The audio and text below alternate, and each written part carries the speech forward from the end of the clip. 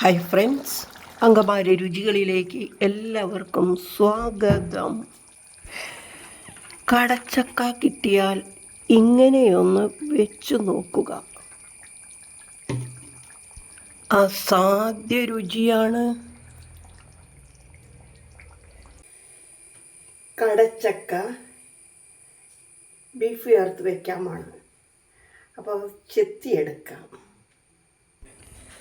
കടച്ചക്കയുടെ season കഴിഞ്ഞല്ലോ.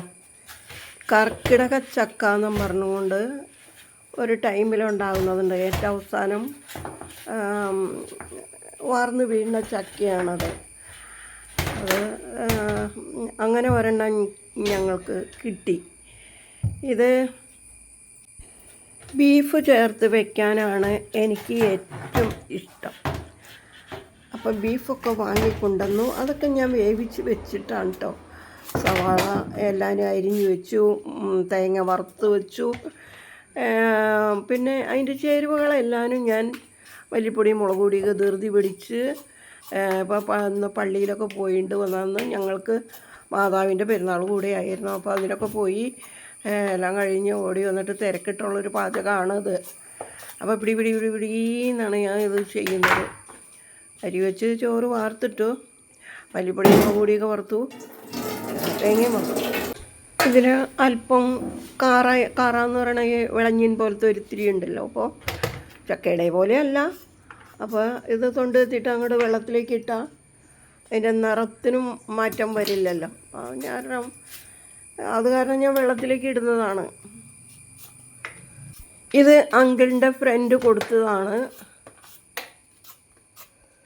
ഇപ്പോൾ ഈ കടച്ചക്ക കിലോ 100 രൂപയുണ്ടെന്നാണ് പറയുന്നത്. ഇപ്പോൾ കിട്ടാത്ത സമയമാണല്ലോ, സീസൺ കഴിഞ്ഞല്ലോ. 11 മണി കഴിഞ്ഞു. ഞങ്ങൾ പള്ളിയിൽ പോയിട്ട് വന്നു കഴിഞ്ഞപ്പോൾ പിന്നെ ഇതെന്നാലും ഒരുക്കി എടുത്തപ്പോൾ തന്നെ നല്ലൊരു നേരമായി. ഇനി നമുക്ക് അരിഞ്ഞ് ചെത്തി വെള്ളത്തിലേക്ക് ഇട്ടണത് ചെറുതാക്കി അരിഞ്ഞെടുക്കാം. അരപ്പൊക്കെ ഉണ്ടാക്കി വെച്ചേക്കണത് കൊണ്ട് പിന്നെ ഒരുപാട് പാടുപെടേണ്ടതില്ല. ഇത് അരിഞ്ഞു കഴിഞ്ഞാൽ ഉടനെ അടപ്പത്ത് വയ്ക്കാം.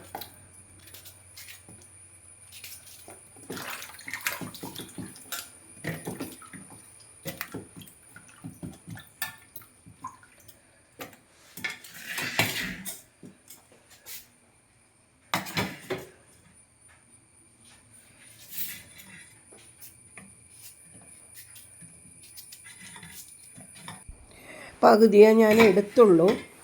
അപ്പോൾ കഴുകി എടുത്തതിലേക്ക് ഞാൻ ഉപ്പാണ് ഇപ്പോൾ ഇട്ടിരിക്കുന്നത്. അതിലേക്ക് മഞ്ഞൾപ്പൊടി ഇട്ട് കൊടുത്തു. വറുത്ത മുളക് പൊടിയാണത് ഇടുന്നത്. കുറച്ച് ഇടുന്നുള്ളൂ. ബീഫിലിട്ടിട്ടുണ്ട്, കൂടിയാലും പറ്റില്ലല്ലോ. വേണമെങ്കിൽ പിന്നെ ഇട്ടാൽ മതിയല്ലോ. വറുത്ത മല്ലിപ്പൊടിയാണ്. ഞങ്ങൾ ബീഫിൽ ഇറച്ചിയിലൊക്കെ വറുത്തിട്ടാണ് ചെയ്യുന്നത്. സവാള, പച്ചമുളക്, ഇഞ്ചി, ഇനി കറിവേപ്പില ഇടുന്നുണ്ട്. ആവശ്യത്തിന് വെള്ളവും ഒഴിച്ച് അടപ്പത്ത് വയ്ക്കാം. ഇഞ്ചി അരിഞ്ഞിടാം. ഞാൻ നന്നാക്കി വെള്ളത്തിലിട്ടേക്കായിരുന്നു.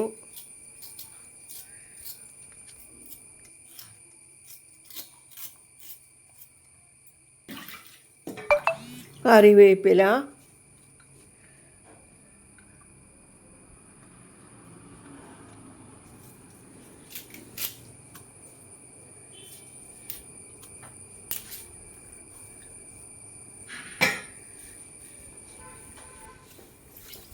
ആവശ്യത്തിന് വെള്ളം ഒഴിച്ച്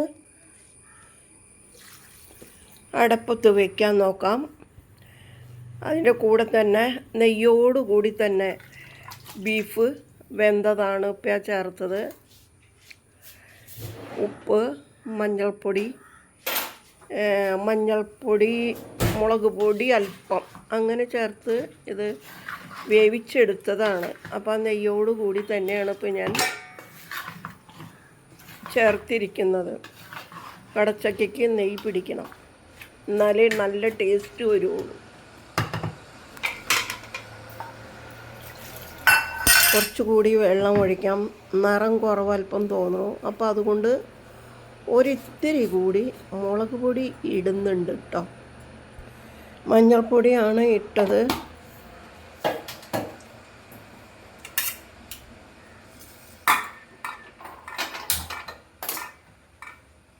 ഭയങ്കര തിരക്കിലാണ് ഞാനിതൊക്കെ പാകപ്പെടുത്തുന്നത്. സമയം അങ്ങോട്ട് വൈകിയേ, 1 മണിയൊക്കെ കഴിഞ്ഞു.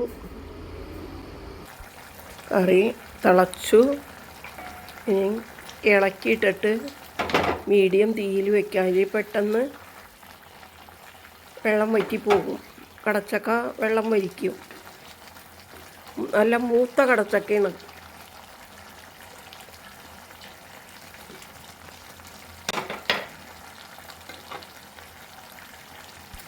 എരിവ് പോരാ എന്ന് തോന്നിയത് കൊണ്ട് ഞാൻ അല്പം കൂടി മുളക് പൊടി ഇടുന്നുണ്ട്.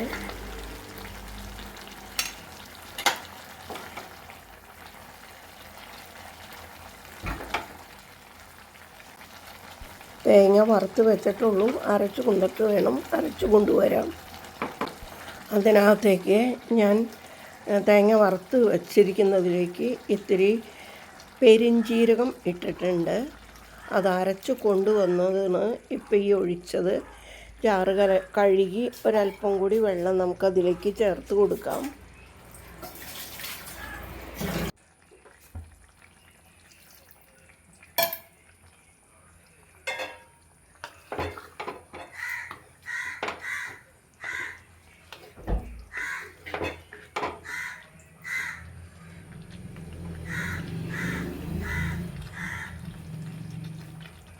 കടച്ചക്ക നല്ല പാകം വേവായി, കുഴഞ്ഞൊന്നും പോയില്ല. ഒരല്പം കൂടി മഞ്ഞൾപ്പൊടി മസാലപ്പൊടി ഇട്ടതാണ്. പറഞ്ഞപ്പോൾ തെറ്റിപ്പോയി. ഇനി നമുക്കൊന്ന് അടച്ച് ചെറിയ തീയിൽ ഒന്ന് തിളപ്പിക്കാം.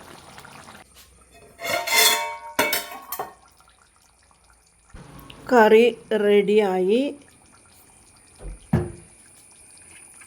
ഇനി ഒരല്പം വെളിച്ചെണ്ണ മേലെ തൂവുന്നുണ്ട്. അത് നിർബന്ധമൊന്നുമില്ല.